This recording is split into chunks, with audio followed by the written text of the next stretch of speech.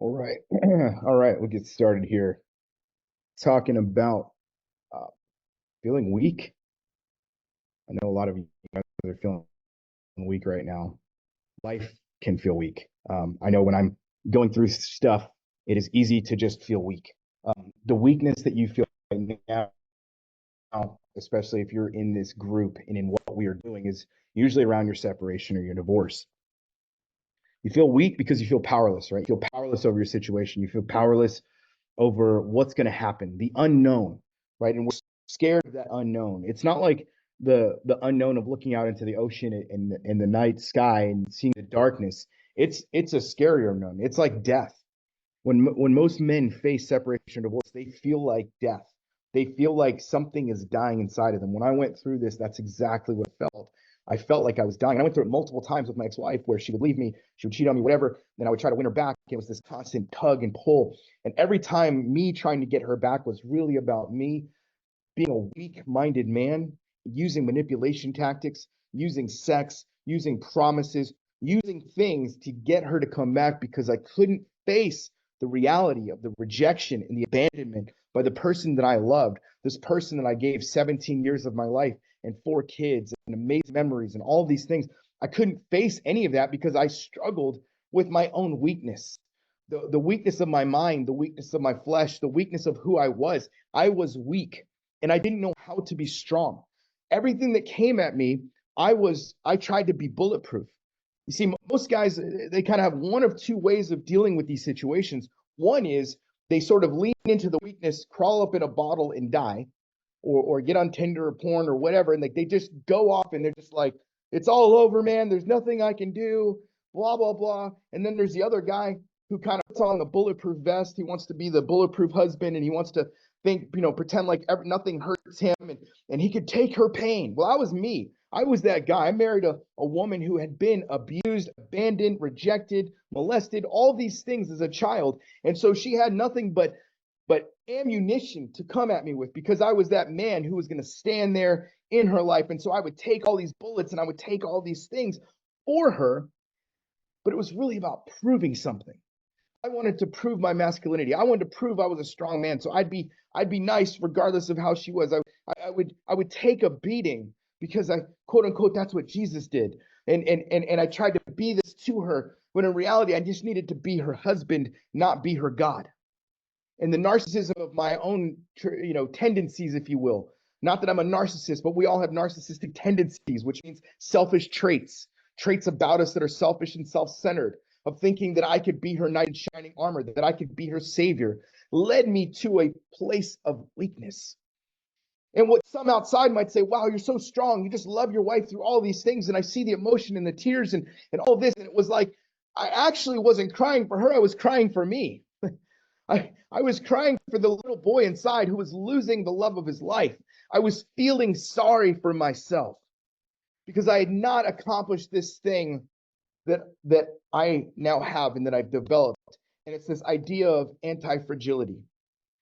I'm going to get into what that means in a second, but I want to set that scene for you because I think the scene of every man feeling that weakness, feeling what you are feeling right now is right and valid. Feeling out of control, feeling fear of the unknown, the ups and downs, the ins and outs, the having to sleep on the couch, or I had to do that for months at a time, or sleeping in the spare bedroom, and the trying to get used to this, and how do we do this with the kids, and how do we tell the children, and what are the kids going to think, and I don't want to repeat the patterns of my past and become that. It looks like I froze. Did I freeze? Okay, I'm back. Good. My internet's been weird, and so I don't want to repeat that pattern. I don't want to be like my dad. I don't want to be like this guy. I was reading a story from a guy that I follow on the internet who's kind of an influencer in some of the business spaces that I'm in, and he literally just shared this vulnerable story about 12 months ago, walking away from his marriage because he had cheated on his wife, and talking about watching his children and his wife crying, devastated on the couch, and he's having to move out. And I don't know the full story. He's kind of giving his perspective of what happened. I believe it sounds like he was caught in the affair, and so she asked him to leave, and all these things. And he talked about repeating literally the same mistake his dad had done 25 years earlier. As a 30-year-old man now repeating the same mistakes because that's what we do. We're repeating the weakness of our fathers. Whether that weakness looks like being passive or that weakness is aggressive, that's usually what we do. And it's because we don't have a grid for dealing with pain. And so as we grow up as young men, we develop one of two grids. We develop what I kind of call the sort of nice guy grid. And that is the guy who's like overly nice and tries to win everybody over with his niceness, but he really hides who he truly is because he doesn't know who he is. He literally hides all of these things because he can't be honest. He can't be real with people because he's afraid that if they really got to know him, that they would reject him because that's all he's known. He's known rejection. He's known abandonment. So he develops this nice guy persona. I developed that nice guy persona. I felt like I had to be this nice guy. And if I was this nice guy, then people would love me. People would respect me. People would honor me. They would think great things about me. They would talk nice about me. All those things, that meant that I could not have boundaries. That meant that I could not, have things protecting me from other people trying to take advantage of me. And so then what happens is you develop this, what I call bulletproof mentality, which is that, okay, I can take pain from anyone and anything because I was so used to pain. I will just take it all, especially if I'm doing it for her. And I'm gonna be her defender. I'm gonna be her savior. I'm gonna pull her out of darkness. I'm gonna save her from her parents. I'm gonna save her from the church that she was at. I'm gonna save her from all these things. And I wanted to be her savior. I wanted to be her Superman because I thought that if I was bulletproof, that nothing could touch her and her pain anymore. And the reality was she needed to be her own Superman. She did not need me to be Superman for her. She needed to be her own Superwoman, meaning that she needed me to come alongside her, not just to veil her off from all the things. And I don't mean we just leave her out in the open so she can be attacked, but I didn't need to be her savior. She didn't need a savior. She needed one savior, and it wasn't me. His name is Jesus, and that's not me. I can't be that guy. What I can be is the man who comes alongside her. And it's confusing, especially if you grow up in the religious circles where you're taught like that's the husband is you're this thing. And it's like, but it's dysfunctional and it's not real because no one can be that for you. Only one can be that for you. I digress. The fact of the matter is this, is that as I developed my relationship with my ex-wife, I became this bulletproof guy who would take everything, take everything, take everything. But over time, that trauma beat me down. It beat me down to a place where I had no self-esteem. I was insecure. I didn't think I was lovable. I thought I was a shitty husband. I didn't know if I was a good dad, a bad dad. I didn't know what I was anymore. I didn't know who I was because I allowed her to beat me down because I was not anti-fragile. I did not have that anti-fragility. There's a great book. I'm trying to remember the author's name. I had it here a second ago. It's called Anti-Fragile by Nassim Nicholas Taleb. And it's kind of a scientific book, but it gets into this idea of anti-fragility. And that is this, is that fragile, if someone is fragile, that means that they're so easily breakable, right? We all know fragile people. They're easily offended. You say one thing to them and they're just like they go off. They go off. They're nuts.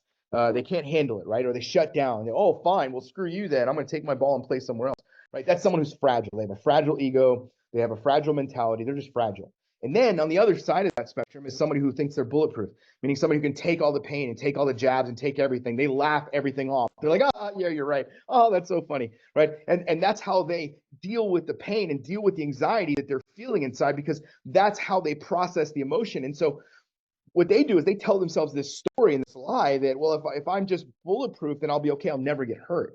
As long as I don't put my real self out there, I can't get hurt. But that doesn't help you grow. That doesn't help you become powerful. In fact, I think what it does, it makes you weaker. It makes you less of a man because now instead of being a real man who has real pain, who has real shit they're going through, what they do is they put on this mask. And we've seen those in the religious circles. We've seen those, oh, bless God, everything's great, brother. I'm doing wonderful. And deep down, they're cheating on their wife. They're drinking problems. They've got porn addictions. They've got all these things that are happening. Why? Because they think they're bulletproof and really they're not fucking bulletproof.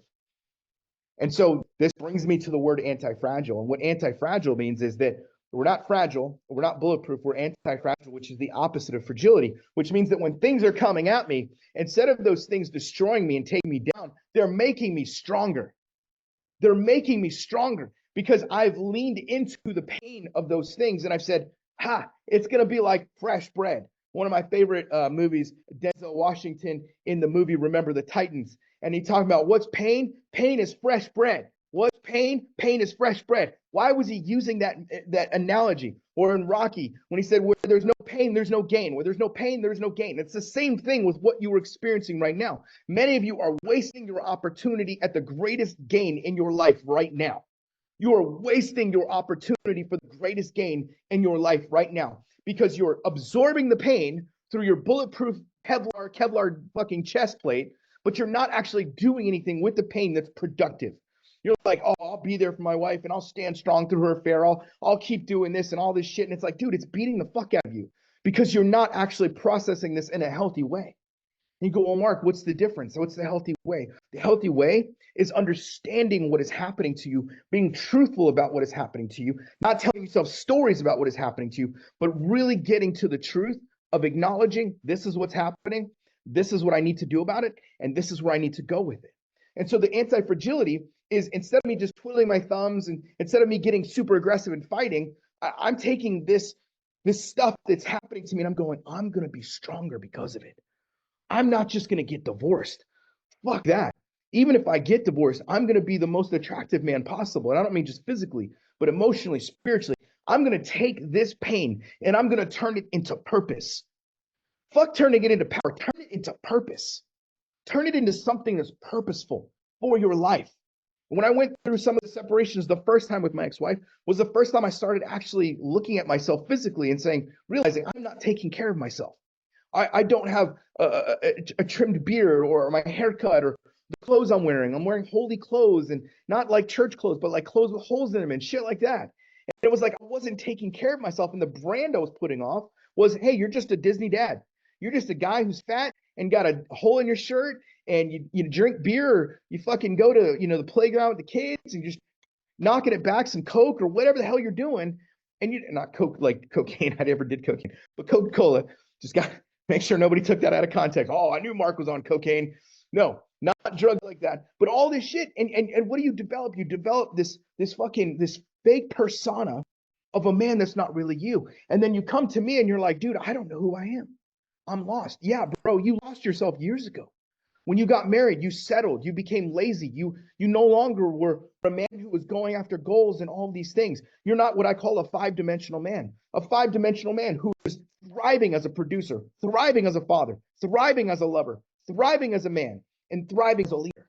That is a five-dimensional man. And that takes work, that takes energy, that takes anti-fragility, where we take all the things that are happening in our job, in our career, in our home life, and with our kids, our wife, all these things that are happening coming at me. Instead of being bulletproof, I'm anti-fragile. I'm taking that and I'm going, fresh, that's fresh bread. That pain, fresh bread. Oh, this shit happened? That's going to be even more. I had something happen in our business 2 weeks ago based on a client thing that I had no control over. A vendor of ours decided to penalize us for this thing that happened. And it was like, easily, it could have been, oh, I was a victim. It wasn't my fault. This happened, that happened. I can make all these excuses. And I was like, no, fuck that. We're going to double then what we were doing in this thing, and we're going to double down on our investment in this, and we're going to go after it, and we're not going to let that be an excuse. That is anti-fragility.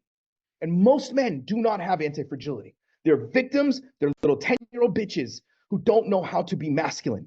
They think masculinity is lording it over you in your fantasy football league.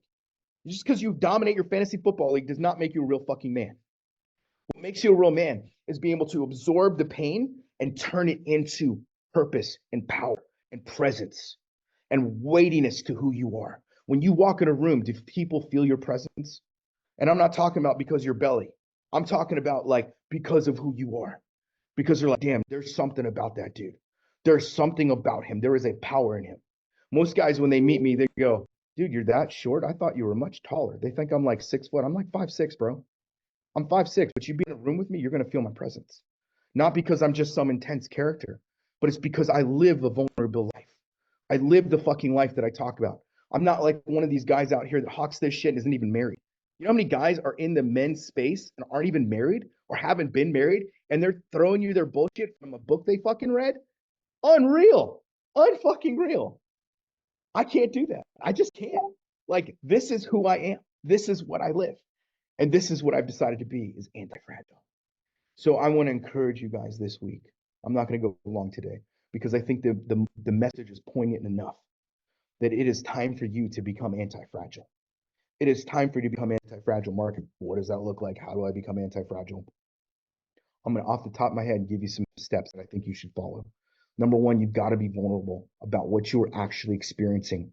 Get with another man, get in our program, whatever it is you got to do to get fucking honest and real. We have an assignment in our Thrive program called Truth Serum. It is a week-long gauntlet of you drinking truth about what you are actually experiencing. It is one of the wake up assignments for most guys as they go through. I think it's around week 3. And when they start digesting the truth, because the truth sets you free. And the truth about your situation, the truth about the stories you're telling yourself, the truth about all the bullshit you've been through, that's what starts to wake you up. And that's what makes you start to realize, damn, I'm not living the life I want to live. This isn't about saving my marriage. This is about saving me. This is why I do what I do. This is why I don't promise men, hey, I'm here to save your marriage. You know, easy of a marketing shtick it is to do that. Like, we've tried some of that and it worked. Like, we actually helped save marriages, but I was frustrated with the results because guys weren't changing. What they were doing was just using my stuff to manipulate their wives and nothing was changing. And I'm like, I'm not okay with that. As much as I love marriages getting restored, at the end of the day, what I love more is seeing men come alive, men fully finding themselves. Because if I can help a man find himself, guess what I've done? I've helped unlock him as a father. I've helped unlock him as a leader. I've helped unlock him as a producer. I've helped unlock him as a lover. And I've helped unlock him as a man. And what the world needs right now is men, like real fucking men. Not this bullshit we see in politics and in government and CEOs of corporations. We need real men who can have real, honest conversations, not lose their shit and act like a toddler, not shut down and stonewall. We need real men who can lean into the pain and say, this feels uncomfortable, but I'm okay with it. Having uncomfortable conversations with your wife is part of being married. But most of you have zero idea how to do that because you're not doing the work. I have this thing about big emotions. Women have big emotions all the time. Everybody know that, right? Big emotions. They yell, they scream sometimes. They get frustrated, they nag, right? And they share their emotions. They're much more emotional usually. But not every woman. I know some guys going, well, my wife doesn't show any emotion. I get that. There are some exceptions to the rule. But for the most part, women have big emotions. And men don't know what to do with those big emotions. In fact, I've seen a lot of men, when their wives are having big emotions, the man feels like he's dealing with his mom. And he feels like he now has to calm her down, just like he had to calm his own mom down. Because his own mom didn't have a grid for dealing with those emotions. I'm probably hitting somebody right between the eyes right now. And when you have that kind of relationship, guess what? You start to view your wife through that lens. Talk about unhealthy. Talk about unhealthy. Where you now feel like you have to save your wife because you had to save your mom. Mine had to do more with my dad. I had a very toxic, dysfunctional father who was emotionally abusive, and I loved him through that pain. But there was a lot of shit, man, a lot of shit he did that was unhealthy. And so I developed this persona of myself of like, I've got to be the nice guy. I've got to keep things going because otherwise he's going to get mad at me. And if he gets mad at me, he doesn't love me anymore. And so guess what? I go and I find a woman who is the same exact way, who treated me the same exact way, who was emotionally abusive, who didn't know how to meet my needs, who couldn't be authentic and all of those things, because that's what I was accustomed to. And I thought, well, this is what love looks like. I was fragile. And then I became bulletproof. But in that bulletproofness, I didn't actually have health. What I had was a mentality of I can make it through anything, blah, blah, blah, blah, blah, but I wasn't healthy. It took me becoming anti-fragile, where I started to look at things through a psychological flexibility lens. It's another word you can Google later, where my psychology became flexible and realizing that maybe I don't have all the answers. Maybe I need a growth mindset. Maybe I don't need a fixed mindset that says my limitations are here, but maybe there are no limitations for me. Maybe I can just open it up. And I'm not talking like weird woo-woo shit either. I'm not talking about like I'm going to go fly or something. But in terms of limitations of my growth, the limitations of who I am as a man and who I can be. And I am not done. I'm about to be 45 years old in 2 days, and I fucking love my life. I love the life I have. I now have 7 kids. I'm married again to my second partner, to my wife of now about 3 years. And it's an incredible journey because of this anti-fragility. So everything I'm preaching to you guys, everything that I'm talking to you, and yeah, it sounds like I'm preaching because I'm fucking preaching. I'm telling you the truth of what you are experiencing and what is to come and what could be for you. And I think that's my question to you is to ask yourself like what could be for me if I became anti-fragile? Instead of taking all this as a victim, what would change in my life? What would make me different in my life if I became anti-fragile? If I developed that mindset? And that starts with you taking action. It starts with you being vulnerable, and it starts with you taking action. That action, great. I'm glad you're listening to stuff. But some of you need to get into accountability. Some of you need to get from the place of, I'm just going to invest 15 minutes of my day into, I'm going to invest more time, and I'm going to invest energy, and I'm going to invest resources, financial resources into getting coached into that place because I've been sitting on the sidelines for way too long. And today might be finally your fucking day to do that. So I'm going to drop my booking link in here. You're going to talk to me personally, not a salesperson, nobody else. You're going to talk to me right now. That is what I've chosen to do. I'm taking calls. I'm talking to men just like you, and I want to help you figure out what is next for you. How do you need to become anti-fragile? And from there, we can game plan it and see if what I do will help you. Because I've helped almost 800 guys go through the process that you're in right now, and it's an incredible journey. Fucking love it. I love watching guys from the day they sign up to the day they leave, and it's like night and day. It's literally like night and day. Watching their lives change. One of my clients, I won't mention his name because he's still actually an active client, just shared in our group. He just passed his 90 days, and he's kind of just continuing on. And he was talking about the idea that really for him, a couple weeks before he signed up, he was contemplating suicide, and he was contemplating like ending his life. And he was like, "Why am I here?" And so when he found our stuff and he reached out and he was actually already divorced. He had already been started dating other people, but he knew he didn't do the work on himself and he needed to get over the ex-marriage. He needed to like be able to move on. And now after 4 months of working with us, literally he said, and I won't read your thing because it's too private, but literally it's he's coming at it from this place of like, I love my life now. He loves his life. He's in love with what he gets to do. His business was suffering, everything was suffering because he was depressed. And he went from being depressed and weak to empowered. That is the work I do at Empowered Man. That's the work my team does. It's not just me. I have a team, marriage therapists, other coaches. Like we're a team of people that help men go from here to here in a 90-day process. And if you're that guy and you're like, man, I want more, and I'm ready to take a leap, I want you to book a call with me today. And I want you to get on and we will have a real conversation. Some of you have already had conversations with me, and you know I don't pull punches. I'm the same guy here as I am with you on there. I can laugh, but I can also tell you the hard shit because I love you enough to tell you the truth. Why? Because men have loved me enough to tell me the truth. I put men in my life to tell me the truth, to tell me, hey, dude, you're telling yourself a story. You're believing bullshit about yourself that's not true. Over decades of this. And I want to put that same truth into you. I want to help you become the man that you know you can become. So my link is there. Again, you can book the call with me there. If you're not ready for that, also want to say, hey, look, I got a 5-day challenge. It's $27. Jump into that. At least do something. We're going to drop the link for that as well, right there. You can jump in there and start doing something to become anti-fragile. This 5-day challenge is no bullshit. I'm giving you assignments. I'm giving you hard stuff. It's not nearly at the same level as our Thrive content for good reason, because that's a different level of coaching. But in terms of this, it's going to get you ready to move forward, regardless of what you do, whether you're with me or whatever. It's not a sales pitch. Obviously, there's things about it that are going to lead you into that. But really, for you, I want you to get value out of it. And so if you do those assignments, I guarantee you'll get a tremendous amount of value. Some guys have told me, dude, I would have paid $1,000 for the value I got out of that. Some guys have told me that the one assignment in day one was worth more than anything they've ever paid anybody else because it was such an easy, simple concept of truth and how they were able to get to what I call the 5 whys. So if that's you, I want you to book your call there. If you're not ready for that, if you're not ready to talk with me, try my 5-day challenge. No pressure. You get on with me too. Look, dude, I ain't pressuring you. If you're ready to jump in, jump in. If you're not, you're not. I don't want to force you to do something you don't want to do. At the end of the day, my intention is for you to be healthy. And if I see it, I'll tell you, hey, look, I want you in here. I think you'll do well, but you got to make a decision for yourself. So there's no forcing you. That's all I got, man. I love you guys.